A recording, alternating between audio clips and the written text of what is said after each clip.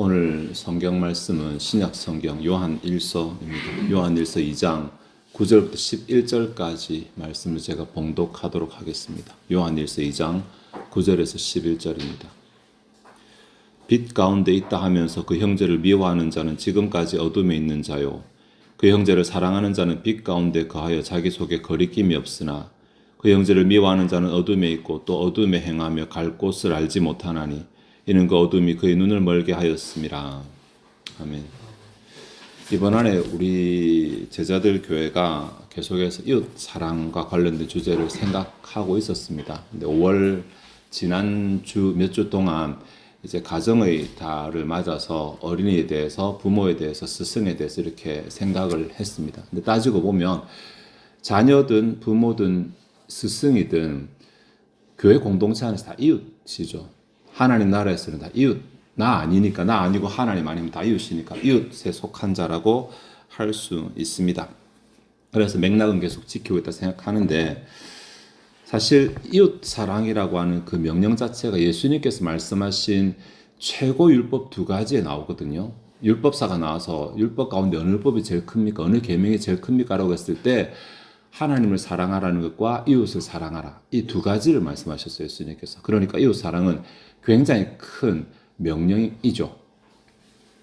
또 어떻게 보면 기독교 신앙에서 이웃 사랑은 단순한 윤리의 문제는 아닙니다. 세상 종교에서 이웃 사랑이 윤리적으로 인간됨, 자신의 인격을 높이는 이러한 용도로 쓰일지 모르겠지만, 기독교 속 성경에서 말하는 이웃 사랑은 절대적으로 신앙의 영역입니다. 하나님을 사랑하는 것에서 출발할 수 있는 것이고, 또 하나님을 사랑하고 있다는 증거가 될 수 있기 때문에 그렇습니다. 이것을 잘 말하는 성경이 요한 1서인데, 요한 1서는 성경 자체가 좀 복잡합니다. 이게 몇 가지 주제를 마치 이제 하나씩 돌면서 타원형으로 집을 만들어 가듯이 진술을 하고 있기 때문에 군데 같은 교훈이 이렇게 나오고 있습니다. 그러면서 발전하고 있어서 오늘 우리가 2장 9절에서 11절을 생각할 텐데, 이 본문과 관련되는, 이 본문이 근거가 되는 내용들이 앞에 나오거든요. 그래서 앞에 나오는 것과 같이 조금 생각을 해 보려고 합니다. 2장 9절에서 11절이 크게 이전에 2개의 문맥을 가지고 있습니다. 하나는 우리가 2장 방금 전에 읽었는데, 빛 가운데 있다 하면서 빛 가운데 있는 것이 과연 무엇인가, 이 의미를 밝히는 것이 1장에 하나 나오고, 그 다음에 형제를 사랑하는 그 특성에 관한 것이 2장에 하나 나와서 2가지를 짧게 한번 생각을 해보도록 하겠습니다. 흔히 빛 가운데 있다라고 하면 예수 믿는 거 말하는 거 아닌가, 신자 말하는 거 아닌가, 이렇게 생각할 수 있고, 그럼 반대로 어둠에 있다라고 하는 것은 그럼 불신자를 말하는 것인가, 이렇게 생각할 수 있는데, 요한 1서에서 이 용어는 그렇게 사용되지는 않습니다. 1장 5절에서 7절의 내용을 보시면 앞에 문맥인데, 우리가 그에게서 듣고 너희에게 전하는 소식은 이것이니 곧 하나님은 빛이시라.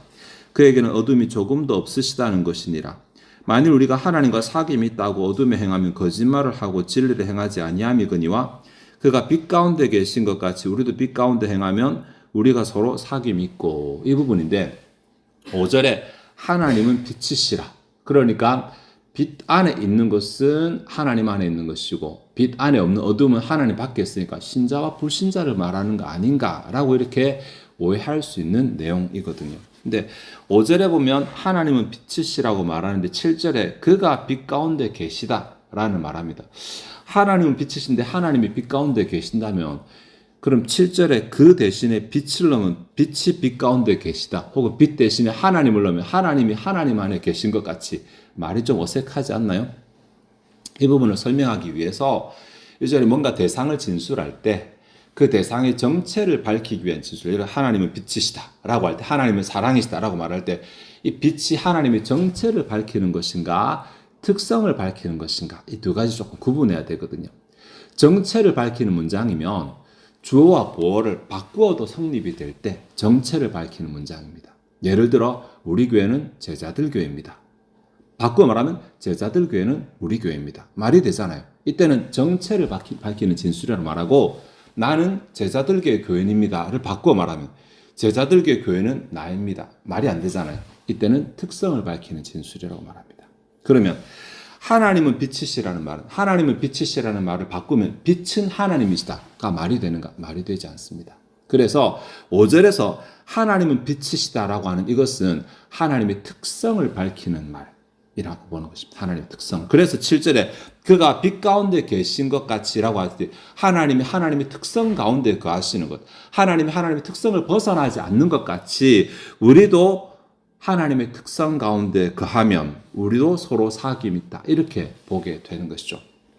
본문으로 되돌아오게 되면 사실 본문에서는 어떤 대상이 5가지 부류로 나오고 2장 9절로 넘어왔습니다. 대상이 5가지로 나오는데 빛 가운데 있다 하는 자, 형제를 사랑하는 자, 빛 가운데 머무는 자, 형제를 미워하는 자, 어둠에 있는 자 이렇게 특정 대상이 5가지로 나옵니다. 이 가운데서 빛 가운데 머무는 자와 형제를 사랑하는 자는 같은 자입니다. 본문에서 형제를 사랑하는 자는 곧 빛 가운데 머무르고 있으니까 또 형제를 미워하는 자는 어둠에 있는 자입니다. 이렇게 짝이 이루어지는데 짝이 이루어지지 않는 하나의 대상이 빛 가운데 있다 하는 자입니다. 빛 가운데 있다고 하는 자. 이 사람들은 도대체 어떤 사람입니까? 불신자입니까? 아닙니다. 신자입니다. 우리 가운데 있는 자인데 우리 가운데 빛 가운데 있는 자도 있고 어두운 가운데 있는 자도 있고 빛 가운데 있으면서 빛 가운데 있다고 하면서 어둠에 있는 자도 있습니다. 여기 조금 더 자세히 보면 빛 가운데 있다고 하는 자인데 하는 이 원래 내용 말하는 나는 빛 가운데 있다고 말하는 자 이렇게 되는데 다음에 빛 가운데 있다라고 하는 이 단어도 사실은 이제 그 부정사 죄송합니다. 어쨌든 이거 그 동사를 정확하게 가지고 있습니다. 그냥 단순하게 하는데 그러니까 나는 빛 가운데 존재한다. 혹은 좀 나는 빛 가운데 살고 있다. 나는 빛 가운데 소속돼 있다. 이렇게 분명하게 말하는 것인데 이 말하는이 또 현재 분사라 계속 말하는 겁니다. 나는 빛 가운데 살고 있다고 계속 어느 특정한 순간에 말하는 게 아니라 평상시 나는 빛 가운데 살고 있다고 말하는 사람. 이렇게 말하는 사람은 자신이 다른 사람에게 말할 뿐만 아니라 심지어 자기 자신도 나는 빛 가운데 살고 있다고 생각을 합니다. 근데 제가 아까 말씀드렸죠. 빛 가운데 있다고 하는 것이 반드시 신자기 때문에 빛 가운데 있는 것은 아니라고. 여기서 말하는 빛이 신자의 정체성을 밝히는 것이 아니라 하나님의 특성을 밝히는 것이기 때문에 여기에 빛 가운데 있다는 것은 뭔가 하나님의 특성을 내가 가지고 있다. 하나님의 특성을 가지고 살고 있다고 말하는데 정작 그 특성을 가지고 살아가지 못하는 자. 이렇게 됩니다. 신자는 신자인데 불신자는 아닌데 불신자는 그럼 어둠이 없냐? 불신자 어둠에 있습니다. 근데 본문이 한정하는 바가 대상이 어차피 믿는 자들을 대상으로 기록하고 있는데 불신자 가운데서 신자가 되어서 정체는 하나님 안에 있는데 아직까지 하나님의 특성을 공유하지 못하는 신자들. 교회 안에 있으면서도 나는 빛 가운데 있다고 말하면서도 하나님의 특성을 공유하지 못하는 자들에 대해서 말하고 있다라는 것이고 이 본문을 이해하는 그 하나님의 특성을 공유하는 신자 도대체 어떤 신자인지를 밝히기 위해서는 또다시 앞에 문맥을 하나를 가져와야 됩니다. 2장 3절에서 6절까지의 문맥입니다. 2장 3절에서 6절까지 내용을 보면 우리가 그의 계명을 지키면 이로써 우리가 그를 아는 줄로 알 것이요 그를 아노라 하고 그의 계명을 지키지 아니하는 자는 거짓말하는 자요 진리가 그 속에 있지 아니하되 누구든지 그의 말씀을 지키는 자는 하나님의 사랑이 참으로 그 속에서 온전하게 되었나니 이로써 우리가 그의 안에 있는 줄 아노라. 그의 안에 산다고 하는 자는 그가 행하시는 대로 자기도 행할지니라. 비슷한 본문이 나왔죠. 6절에 그 안에 산다고 하는 자는 이게 하나님 안에 있다고 말하는 자 똑같은 말이에요. 그의 안에 산다고 하는 자는 그가 행하시는 대로 자기도 행할지니라인데 우리가 여기서 이제 관심 가져야 될 부분은 3절과 4절에 그의 계명을 지키는 것 5절에 그의 말씀을 지키는 것 같은 내용이겠죠. 그의 계명이나 말씀이나 그런데 6절에 보시면 그가 행하시는 대로 자기도 행할지니라 이 부분입니다. 관심을 가져야 될 부분이 이게 그의 계명을 지키는 것 우리의 몫인데 말씀을 지키는 것 우리의 몫인데 자기도 행하는 것 우리의 몫이잖아요. 그러면 여기에 지키는 것, 행하는 것은 같은 맥락이라면 앞에 그의 계명, 그의 말씀, 그가 행하시는 것도 같은 맥락입니다. 이해가 되셨을지 모르겠어요. 표현에 있어서. 그러니까 우리가 뭘 지키는데요? 그의 말씀과 그의 계명을 지키잖아요. 근데 그의 말씀과 그의 계명에 대해서 뭐라 말하냐면 그가 행하시는 것이라고 한다는 것입니다. 이 말은 뭐냐면 하나님은 왕이시라서 자기는 자유로우면서 우리한테는 야, 너 이거 해 저거 이렇게 하시는 게 아니라 여기 말하는 계명과 말씀이 이미 하나님이 행하시는 바라는 것입니다. 하나님이 그 원리와 그 기준을 가지고 행하시기 때문에 우리도 그 원리와 그 기준을 따라 행할 때 하나님의 속성을 공유하게 되는 것입니다. 사람들이 십계명은 하나님이 우리에게 주신 계명이라고 하나님은 마치 십계명에서 떨어져 있는 것처럼 생각하는데 십계명은 하나님의 기준을 우리에게 밝히신 것뿐입니다. 나는 이렇게 살아가고 있다. 너희가 내 백성이 되었으니 너도 나와 같이 살아가라 라고 하면서 주신 것이 십계명입니다.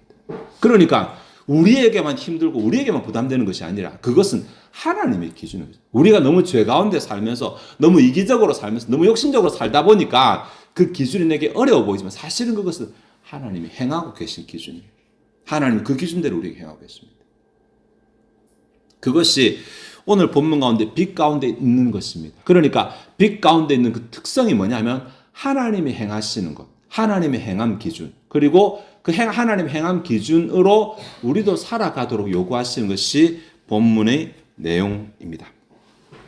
이런 배경을 가지고 다시 본문을 보면 9절에 빛 가운데 있다 하면서 즉 나는 하나님과 특성을 공유한다.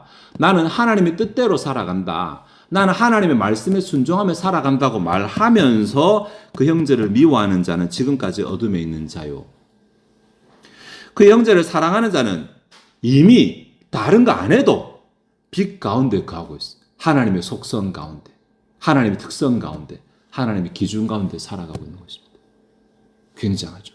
네. 유대인들이 율법을 1000가지로 만들었잖아요. 성경 가운데 하라고 하는 율법, 하지 말라고 하는 율법 다 합해서 1000가지 정도 되거든요.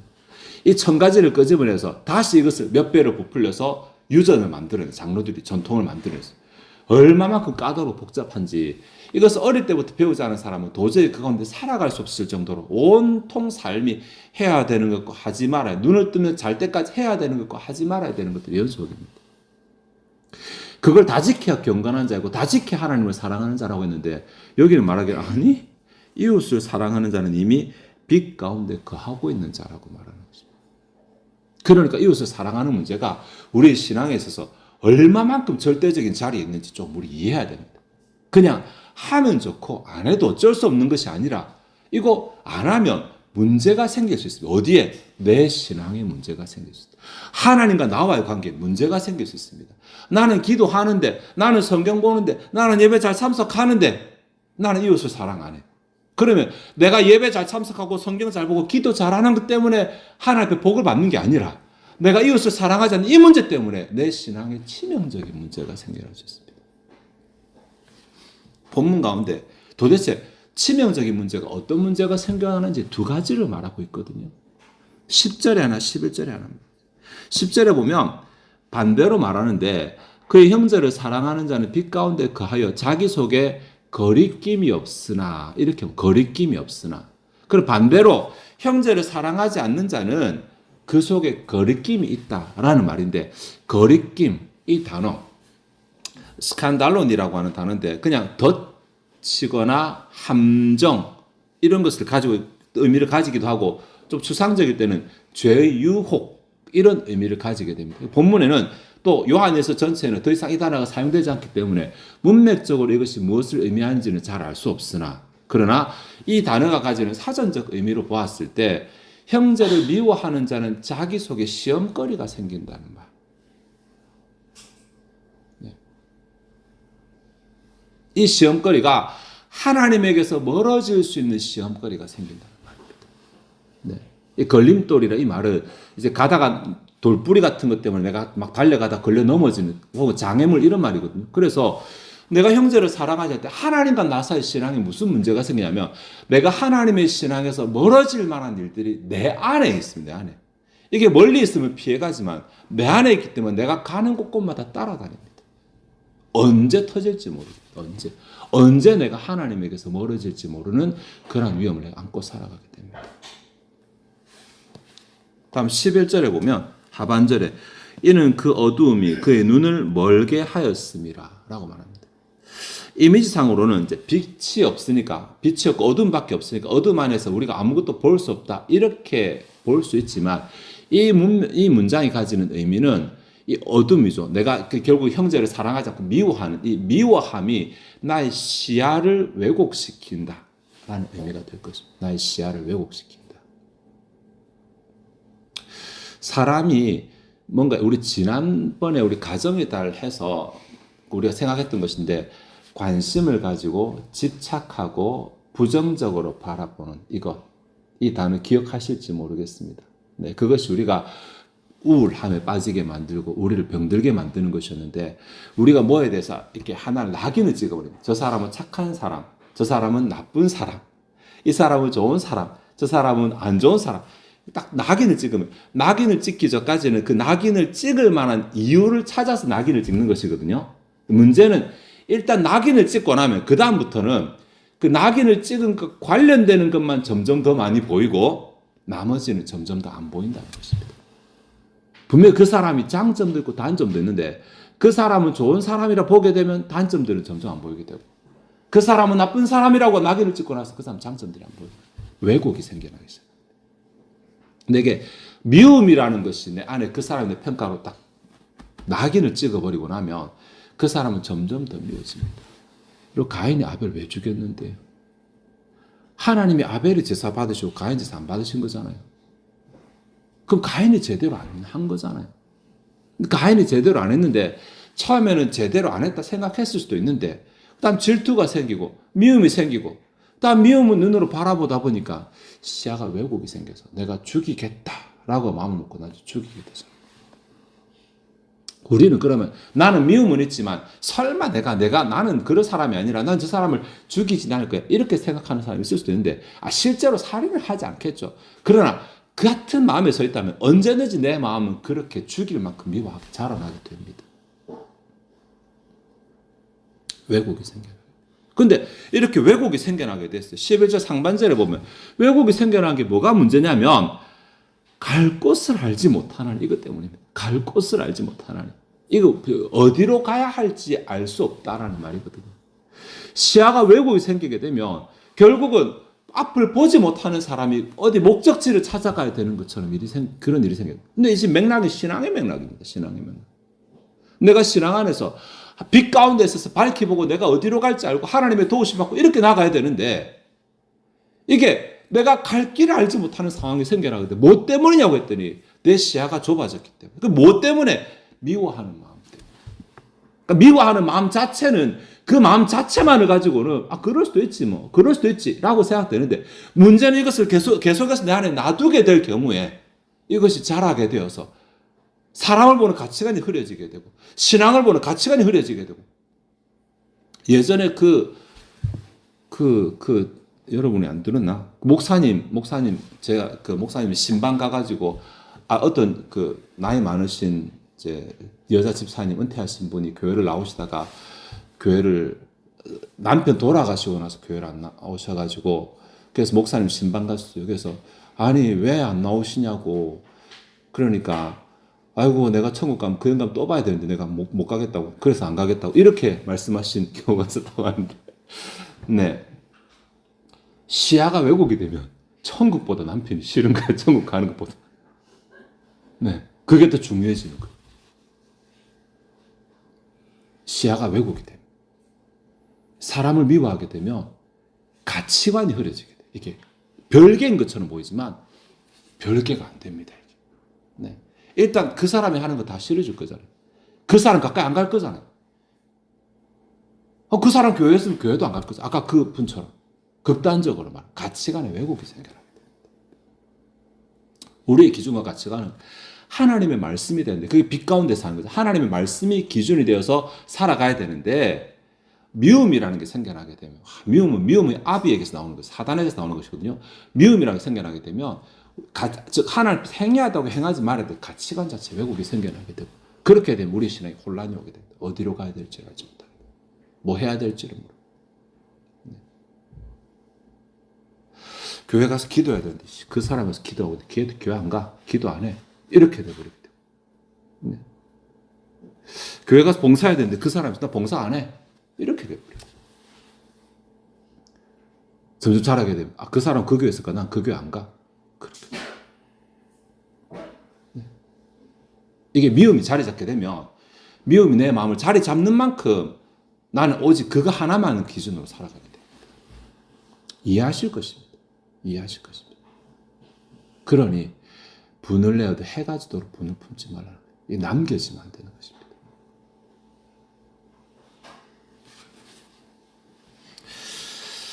말씀을 좀 정리하도록 하겠습니다. 하나님 사랑하는 것도 쉽지 않은데 이웃 사랑 사실 더 힘듭니다.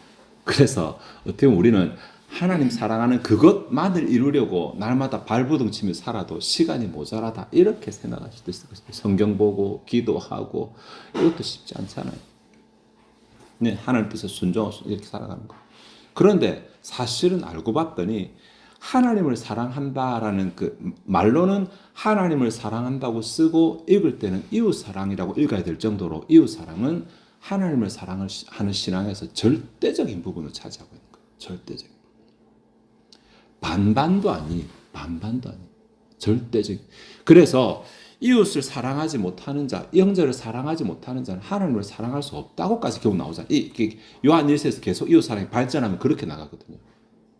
아무리 네가 하나님을 사랑한다고 골백번을 외쳐봐도 이 안에 이웃을 미워하는 마음을 정리하지 못하면 너는 하나님 사랑하는 거 아니라고 말할 정도로 그렇게 강하게 우리에게 교훈하고 있습니다. 이웃을 사랑하는 문제, 우리의 신앙에 있어서 절대적입니다. 이게 그냥 부수적인 것이 아니라 절대적인 부분을 차지합니다. 우리가 그 부분을 이번 1년 동안 다루고 있는 것입니다. 그러니 우리가 나는 하나님을 사랑한다. 질문하시면 여러분 하나님 사랑하시고 아멘 안 하실 분은 있습니까? 나는 사랑 안 한다고 하실 분 여기 안 앉아 계실 거잖아요. 나는 하나님을 사랑한다고 다 말하는 바로 그 사람이 오늘 본문 9절에 빛 가운데 있다 하면서 이 사람입니다. 자, 그가 무슨 말 하는가로 따질 것이 아니라 그 형제를 미워하는가 미워하지 않는가로 따질 것입니다. 하나님 그렇게 따집니다. 나는 너희를 사랑해서 내 아들도 내주고 예수님 나는 너희를 사랑해서 내 목숨도 내어줬는데 성령님 나는 너희를 사랑해서 너희 안에 거하기까지 하는데 하나님이 이미 이 기준대로 행하고 계시거든요. 하나님이 기준이거든. 나는 그렇게 하고 있는데 너희가 내 백성이라고 말하면서 내 자녀라고 말하면서 너희는 내 기준대로 살아가고 있는가? 내가 너희를 참은 것 같이 너는 이웃을 참아주고 있느냐? 내가 너희를 섬긴 것 같이 너희는 이웃을 섬기고 있느냐? 내가 못난 너희를 이뻐하는 것 같이 너희도 못난 이웃을 이뻐하고 있느냐? 그게 내 속성인데, 그게 하나님의 속성인데 너희는 내 속성을 얼마만큼 공유하고 있는가? 라고 질문하시는 것입니다. 하나님이 이기적이었다면 우리는 절대로 하나님을 알 수 없겠죠. 예수님이 이기적이었다면 십자가 못 박혀 돌아가지 않으셨을 것이고 우리 구원 없었을 것입니다. 아담과 하와가 실수한 이후로 우리는 그대로 끝나버렸을 것입니다. 그러나 그 하나님의 사랑의 속성이 우리를 가만두지 못하시고 우리에게 뭔가 하려고 하신 그 사랑의 속성 때문에 우리가 지금 누리고 있는 거잖아요. 이웃이 잘못되고 있는 것을 가만두지 못하는 그 사랑의 속성. 하나님의 사랑이 우리 안에 흘러와서 그 사랑 때문에 우리가 이웃을 사랑하죠. 잘 안 되면 기도해야죠. 하나님, 정말 내 안에 이 완악한 마음이 하나님의 사랑을 막습니다. 내만 받고 흘려보내지 않습니다. 기도해야 됩니다. 왜냐하면 어차피 신앙의 문제니까 이것은. 이웃 사랑은 신앙의 문제니까. 내가 착해서 되는 문제도 아니고 내가 윤리나 도덕적으로 좋아서 되는 문제도 아니고 어차피 이웃 사랑은 하나님의 사랑, 신앙 때문에 가는 것이기 때문에 그게 잘 안 되면 기도해야죠. 하나님 또 할 수, 사랑할 수도 마음 달라고 또 용납할 수도 마음, 또 섬길 수도 마음 달라고 기도해야죠.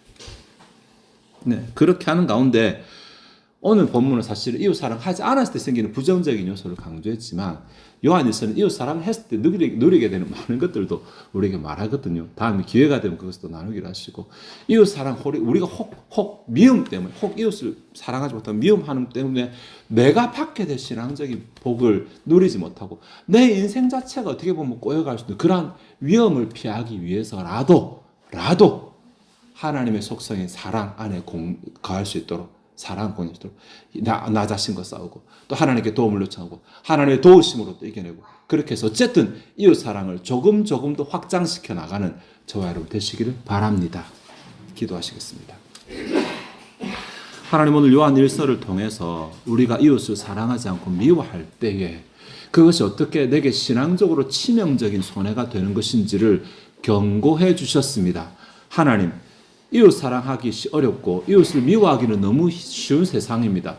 모든 사람이 다 뒷담하고 모든 사람이 다 이웃을 미워하니까 그렇게 슬쩍 얹어 나도 이웃을 미워해도 아무도 그것으로 문제 삼지 않는 시대입니다. 하나님, 그러나 우리가 세월을 쫓는다, 이 시대를 쫓는 자가 아니라 하나님의 말씀을 쫓는 자인 것을 알게 해 주옵소서. 세상에 속한 자가 아니라는 것을 알게 해 주옵소서. 더군다나 우리에게만 무거운 짐을 부과한 것이 아니라 하나님이 이미 그 기준을 가지고 행하고 계시며 그 기준 때문에 우리를 구원하여 주시고 우리에게 은혜를 베풀어 주시는 것을 우리가 안다면 우리도 그 하나님의 속성을 조금이라도 다른 사람에게 나타내는 자, 그러려고 노력하는 자들 되게 하여 주옵소서. 내가 받은 은혜가 귀하고 감사해서, 내가 하나님께 받은 사랑이 크고 감사해서 나도 다른 사람을 사랑하고 섬긴다는 마음을 가지게 하여 주시고 우리 가운데 그러한 사랑이 풍성해지게 하시고 우리가 그렇게 풍성해지는 가운데서 하나님의 행하심, 능하심을 경험하는 이번 한 해가 되게 하여 주시옵소서.